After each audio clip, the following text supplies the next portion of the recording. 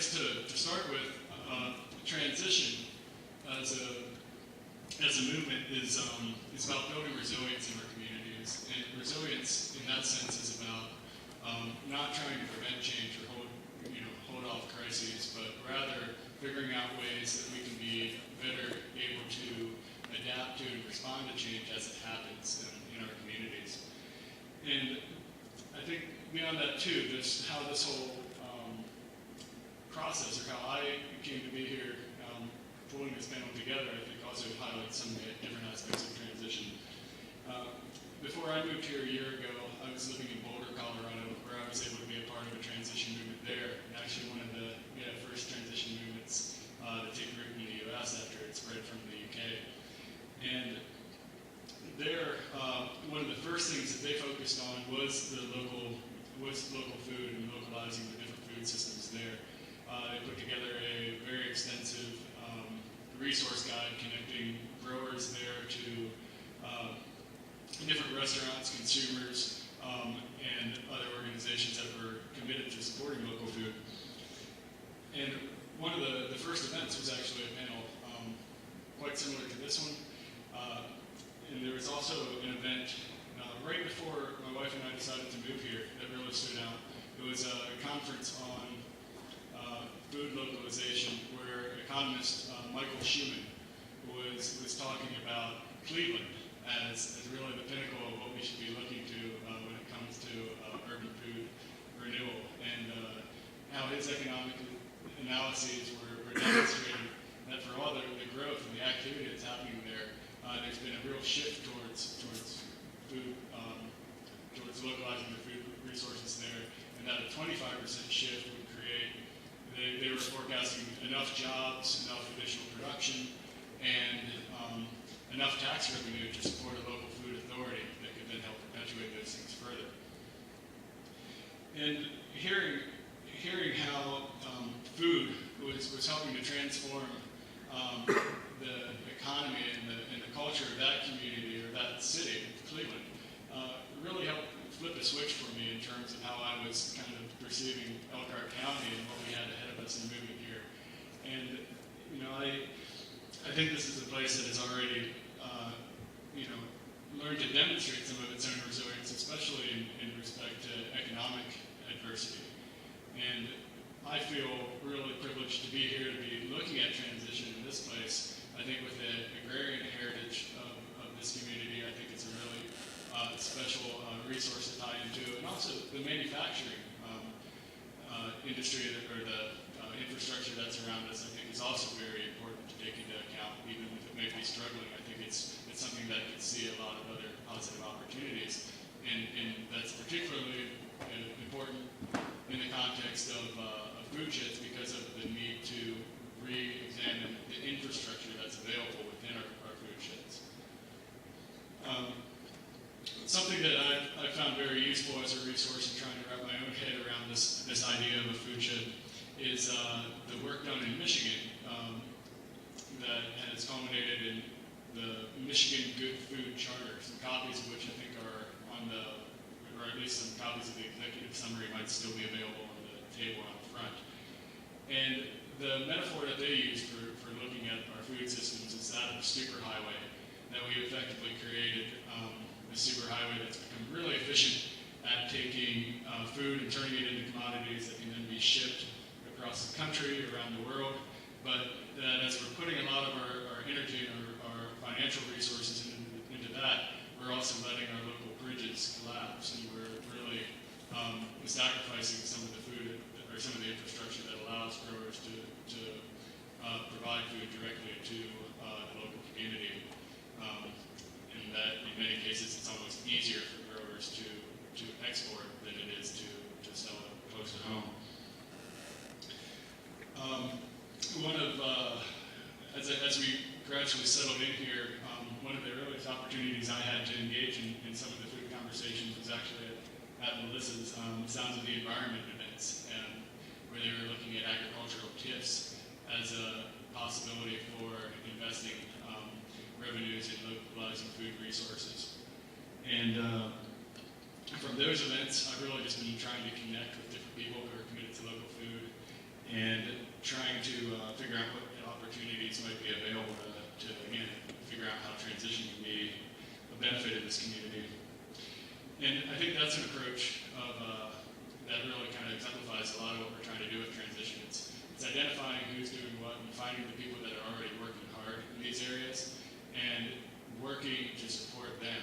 It's not about, it's about working with the stuff that's already in place. It's not about trying to reinvent the wheel. And so finding ways to help sustain some of that work is really important. And yeah, that's how this panel emerged through different contacts that I've had the privilege of making here over the past few months. I think when we first moved here, one of the first things we did was sign up for a subscription to Clay Bottom with Ben and Rachel. And that was a great way for us to initially connect to our food shed and get to know what was going on for a young farming enterprise here in Elkhart County. And Nick was also someone I got to know pretty early on at Rise Up Farms through different connections. I was excited to see what they're doing, and pretty much from a early startup point, developing a CSA that's working a lot to provide food to the Elkhart community in particular. And I dropped in on John one day and was just wonderfully overwhelmed by some of the stuff that he's doing as someone that's pretty deeply engaged in preserving some traditional farming practices, particularly in the area of food security, in a practical way with seed saving, growing or preserving heirloom vegetables, and even growing some perennial vegetables as well. And had the opportunity even recently to the humbling experience of trying to learn how to sow wheat and rye with John as part of the process of learning how to grow small grains. And it was, let's see, I went to a Wes Jackson lecture at Notre Dame this past spring and got connected with the folks at Purple Porch Cooperative in South Bend there. And they're doing some really, what I think is a really innovative model of directly connecting growers to consumers and businesses. And hopefully Craig Kohler will share a little bit more about that. And that connection and several others just this past week led to a conversation with Krista Bailey and her connection with the local food security coalition. And the group that's working very hard at figuring out ways to better provide food to all aspects of our local community. And what's exciting for me is that they're transitioned as a model for their own organization to help advance their agenda. So this process of getting immersed in everything that's happening here, making all these connections, has been somewhat overwhelming for me, but it's also been really inspiring. I'm really excited by what is happening here, and I think that there are some fantastic opportunities.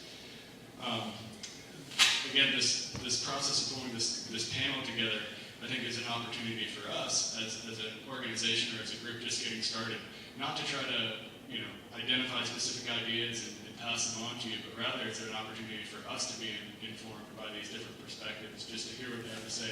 And from that, for us to kind of hopefully identify some opportunities or some challenges that we might best want to focus on early on. And there are, I'm sure, other voices that would be good to have in this panel. We figured this would be a good start, though, and that those will eventually emerge. But another resource that I think is really important to this conversation that I was excited just to get familiar with this past week is a relatively new report that came out in January called Emerging Food Systems in Indiana by Ken Meter. And that's a really fantastic report. It's a gold mine for information on what's happening in Indiana with respect to the growth of local food. There's I think I left my own copy of the report out on the table that people can check out if you want. It's 180 pages. You probably won't get through much of it. But it can be downloaded easily off the internet. And there's an event related to that coming up here soon that I'll announce or talk about here at the end of the panel. But some of the information from that's really striking. It points out that in Indiana, 90% of the food that we're consuming is actually imported from out of the state. And that means that of the $16 billion that we're spending each year on food, obviously a good chunk of that is leaving the state, let alone leaving our local economies. So there's a huge opportunity there in mobilizing our food to help build our economy. It also points out that even though we're the 10th ranked farm state, that 1/4 of the population is considered to have inadequate access to healthy food, which is a really alarming fact. And that it's not necessarily, presenting all this information as a call to we have to do something radical with our commodity farming systems, but it is a really important, I think, call to re-examine how to shift some of our attention from export models to how we are actually feeding ourselves, and to consider how subsidies and incentives might be balanced to serve small farmers and mid-sized farmers in both our rural and our urban communities. And to also find ways to ensure that the food policies that we put in place don't discriminate against small growers inadvertently. So it gives a number of examples of what is happening with local food production, and that I think are quite inspiring. There's a notable growth of small farms in the state, a number of new food enterprises, and the formation of food hubs, among other things, in Indiana, offering fresh collaboration. And so I guess this idea of a food shed is about weaving all of these ideas into one common conversation. It's about showing how our capacity to produce, to process, to distribute food, and the policies that regulate and promote it, the people that grow and consume it, and also the realities of the markets that ultimately control it, how they're all very much interconnected issues. And it's ultimately about our ability to put food on our own tables that we're talking about here this evening. And I think it's important to look at this as well from a transition perspective, that we have a lot of these great solutions in place, and it's really important for us to consider how we can support the development of local food within these systems, but we can't necessarily sit around and wait for that to happen in the way that we've expected it in the past. And really it's an opportunity or a challenge for us to work at this from the bottom up, and to get on with it. But there's really isn't much we have to lose by trying, and that at the very least in the process of working together towards some of those goals, we'll be building relationships, we'll be building friendships, and we'll be making connections that will, in the end, ultimately help make our communities that much more resilient.